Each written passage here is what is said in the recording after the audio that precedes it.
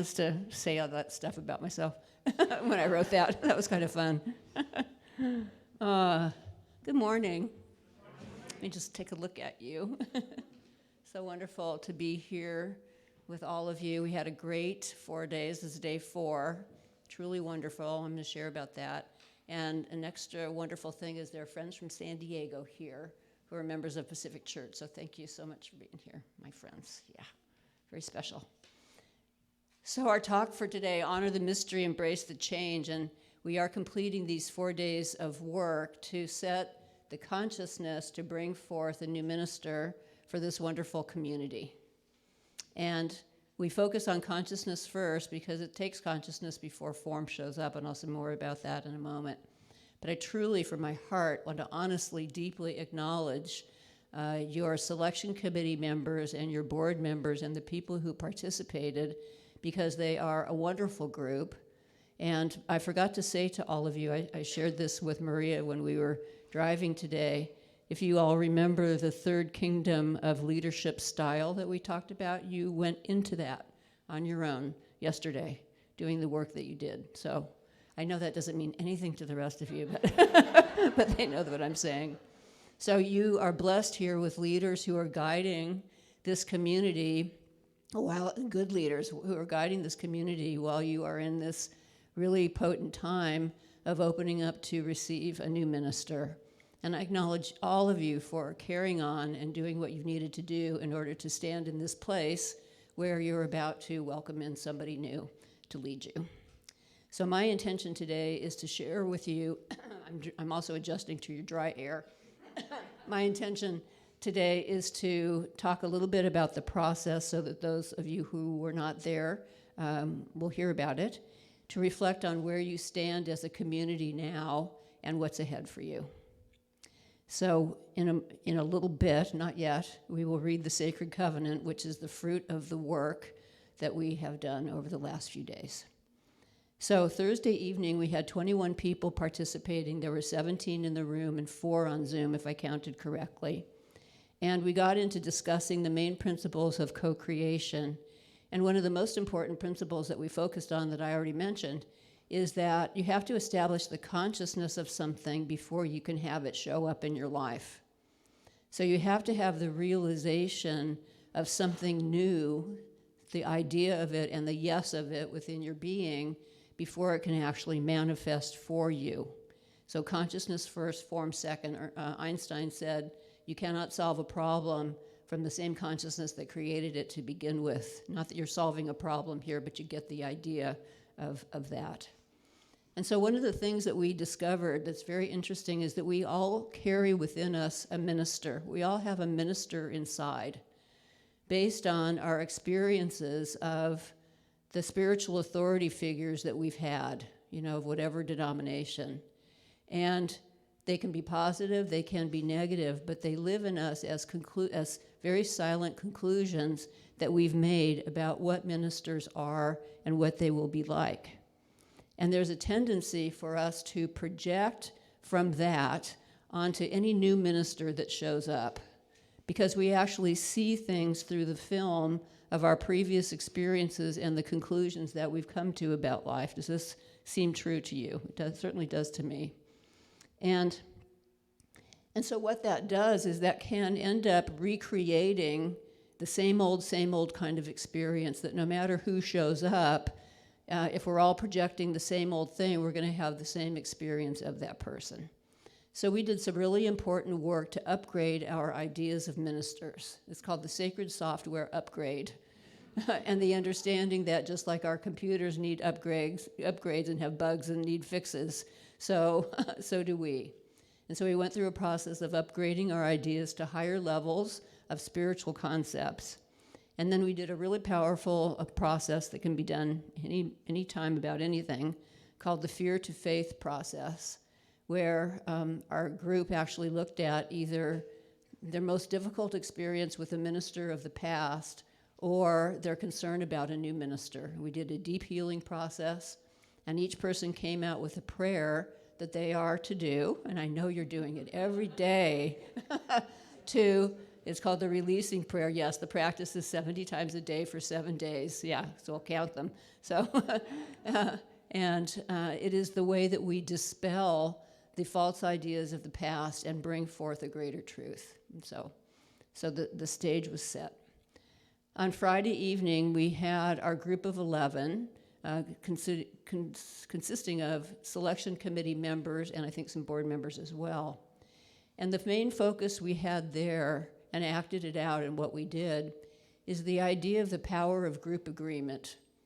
There's a statement that comes out of the Bible that says, whenever 2 or more of you agree as touching anything that they shall ask, it shall be done for them by my Father in heaven. Whenever 2 or more of you agree as touching anything, it shall be done.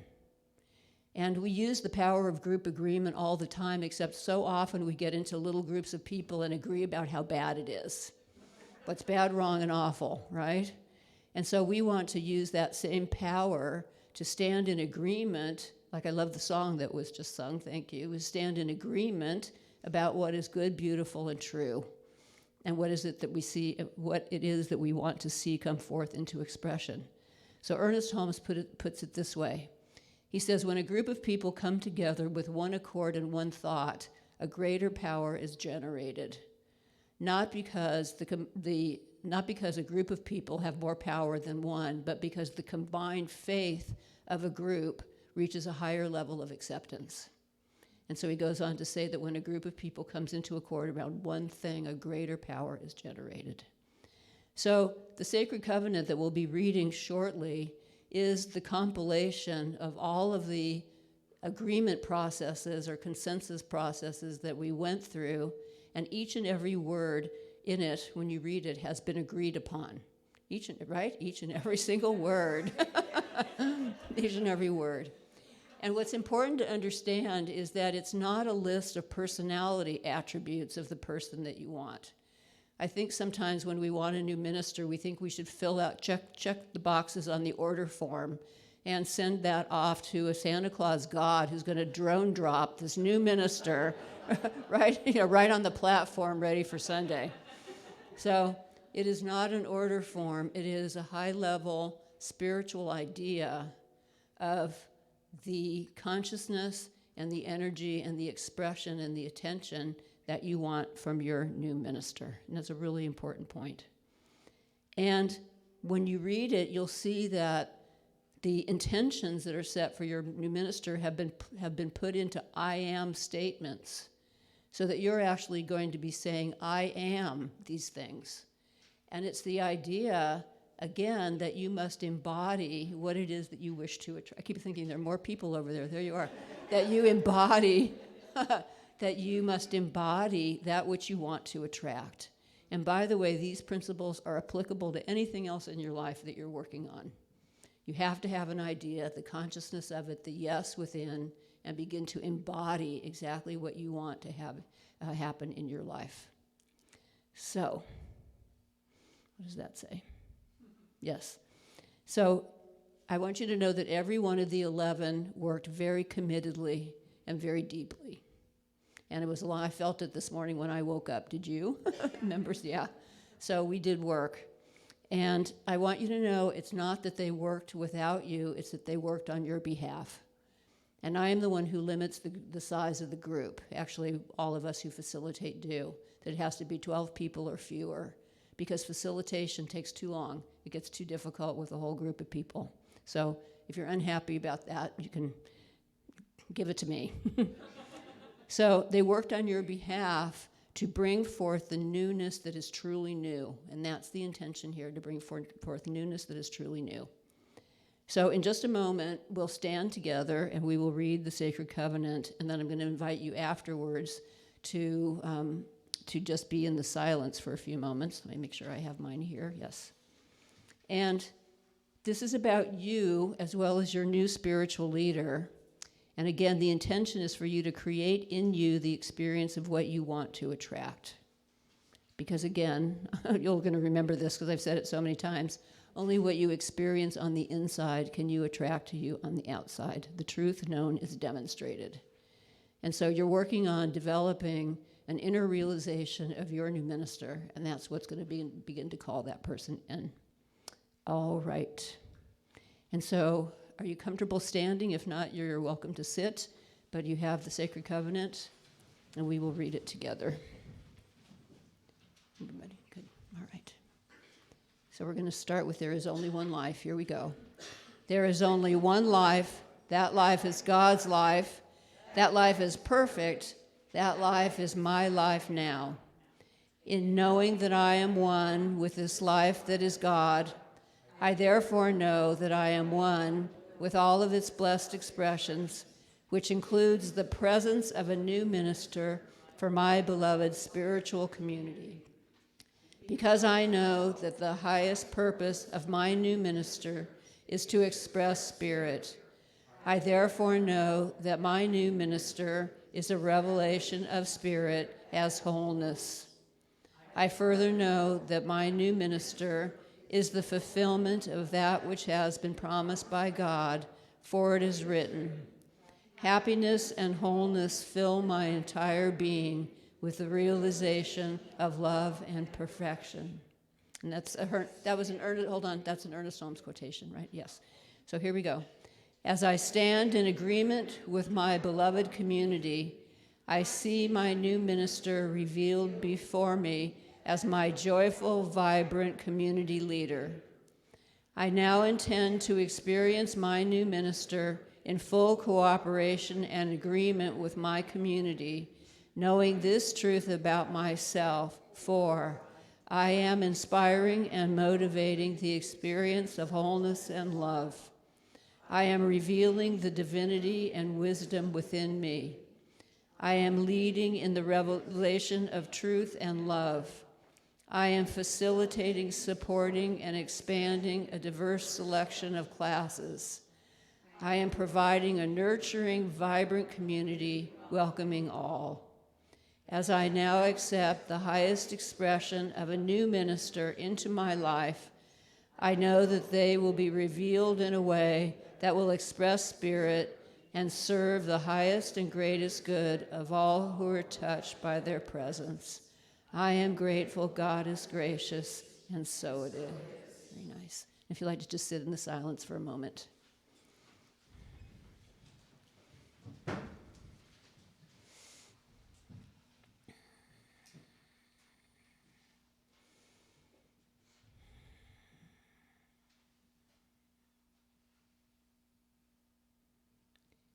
And let's just together say again, and so it is. Nice. So now you are formally in a time of change. The Sacred Covenant invokes it, speaking it aloud, sets the wheels in motion, and I like to think that across time and space, the words and the consciousness and the light of what we've just read goes out, and some minister somewhere is getting the idea of, wow, there's something kind of tapping on me. I don't know, I might have to check something out here. That's how I see it. So I'll just say as an aside, if you follow the Centers for Spiritual Living monthly topics, the topic for this month has been authenticity, about being authentically who you are. And I want to add to that, be authentically where you are. And where you are authentically are as a congregation is that you are in a time of change. And it's important to embrace that and realize that and get the best out of it. And so I have 3 invitations for you. The first one is to come into agreement with this sacred covenant.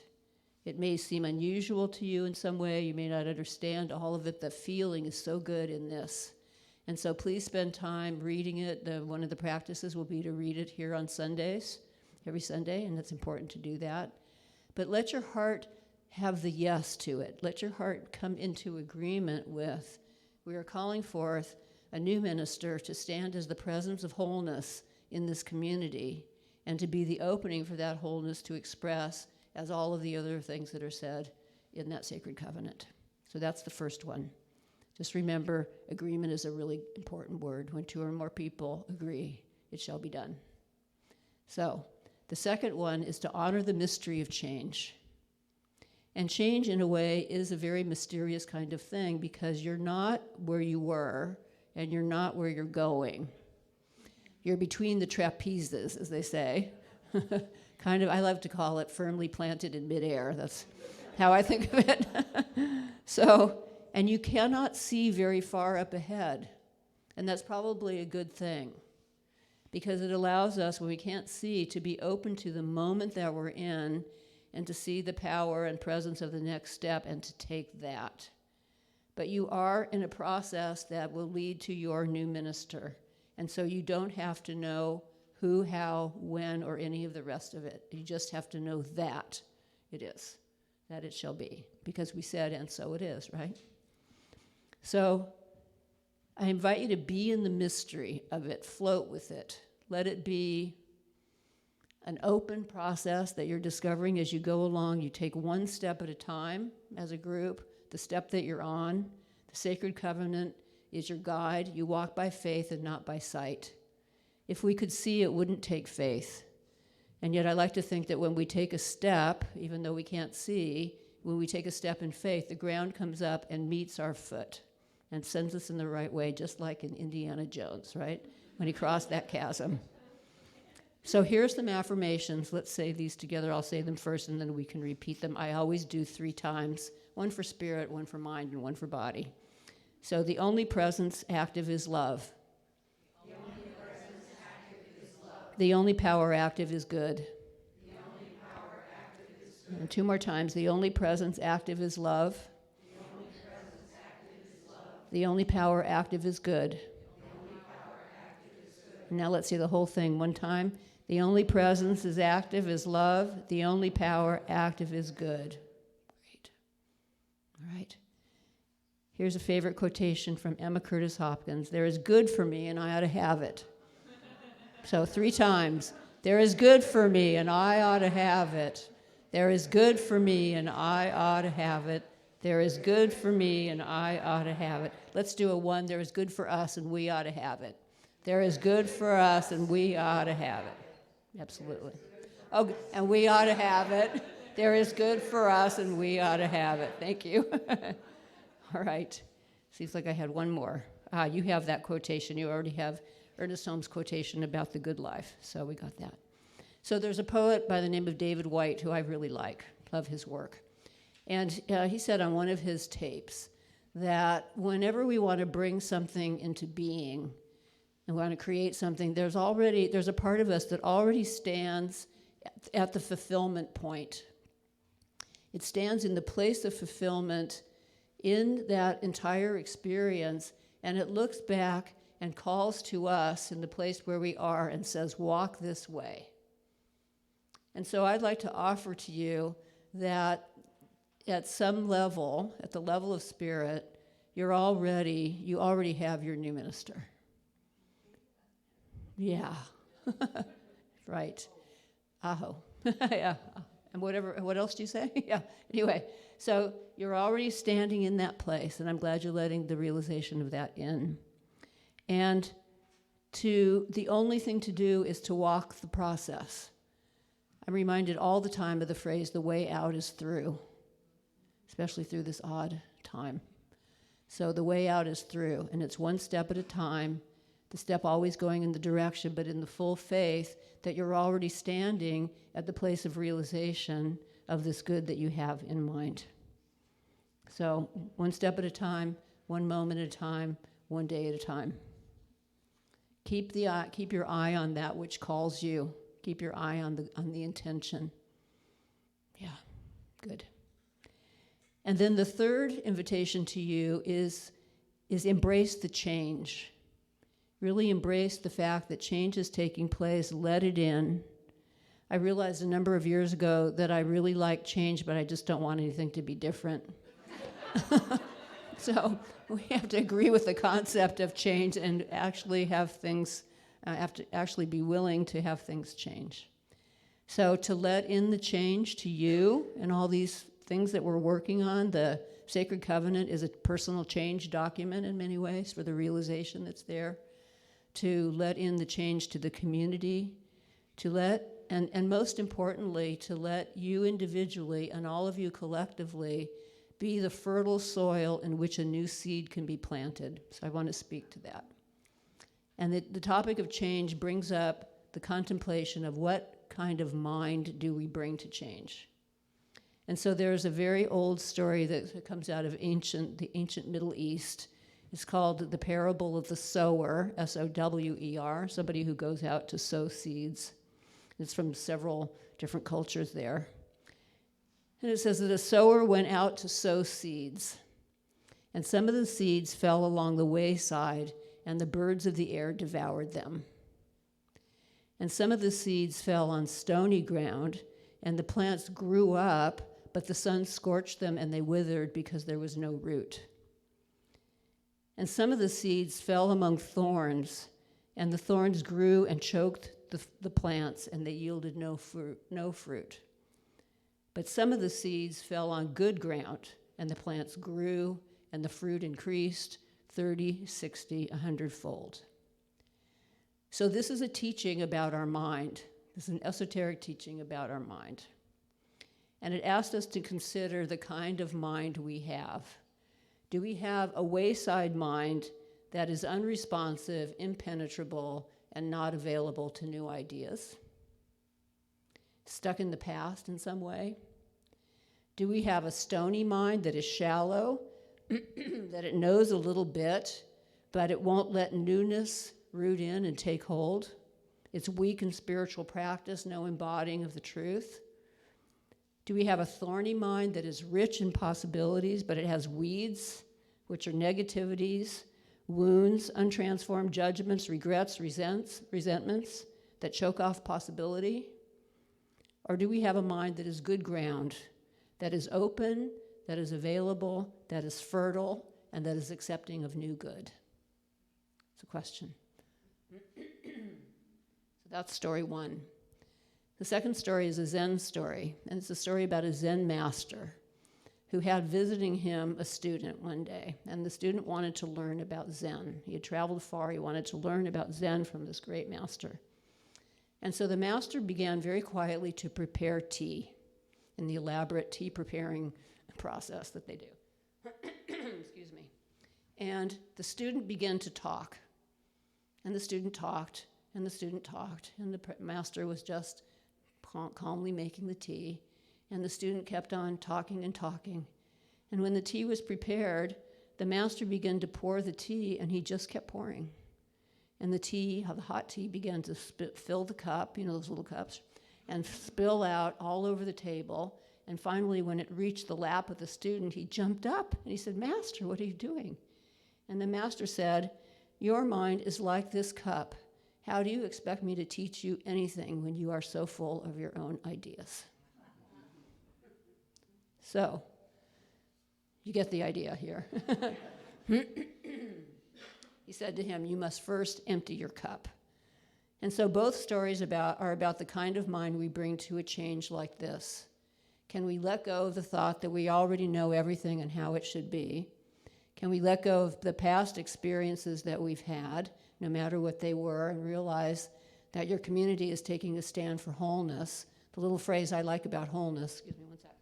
It's a clear throat. Is nothing broken, nothing missing. That wholeness is nothing broken, nothing missing. Can we have a mind that is open and available to the unique and individual gifts that a new minister is going to bring? Especially as you are calling in through your covenant, very special and beautiful things. So, your new minister, for whom work has been done in consciousness and a lot of time, is a seed that is seeking to take root in the soil of this community. And all you can do is make sure that you yourself are open and available for it. And open and available to the process, to consider the uniqueness of each person, to see how they come and fulfill the opportunities that are in the sacred covenant, and then your selection committee will do their work, and I'm sure advise you all along the way. So, no one can make you fertile soil and empty cup but you. So the process going forward is this. The selection committee will, when they're ready, fill out a candidating packet and send it to our CSL home office. And the information about your wonderful community will be put in what's called the Open Pulpit, which is an online resource for ministers, and all of the open positions are available there. And so ministers who are interested will send in their materials to home office, and then they will be sent to you, and your selection committee will choose who they would like to have come to visit you. Excuse me. And then they will have I don't know what the process is from there. But just know that our home office knows the state that you're in. The woman who's the head of field services and new minister activity actually showed up yesterday. She was in town and she came by to say hello. That was perfect. And so the process will take off and be going along absolutely wonderfully. Just stay open. You'll have the opportunity to hear people speak and probably do a workshop. And then you'll see how it goes. I will be doing prayer for you all along the way. And your job is to read your Sacred Covenant every day. Just put it up somewhere where you could read it and look at it. Let it create in you the experience of your new minister. Let that experience begin to take hold. Again, you don't know who or how, but the spiritual ideas of wholeness and the activities that you see your new minister doing, let them take root in you and be fruitful. And just know that as you honor the mystery and embrace the change, you want to keep your eyes focused on the goal and just walk one step at a time to the fulfillment.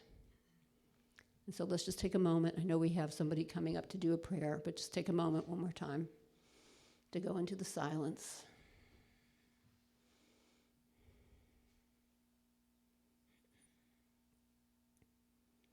And let us just together again say, and so it is. Thank you so much.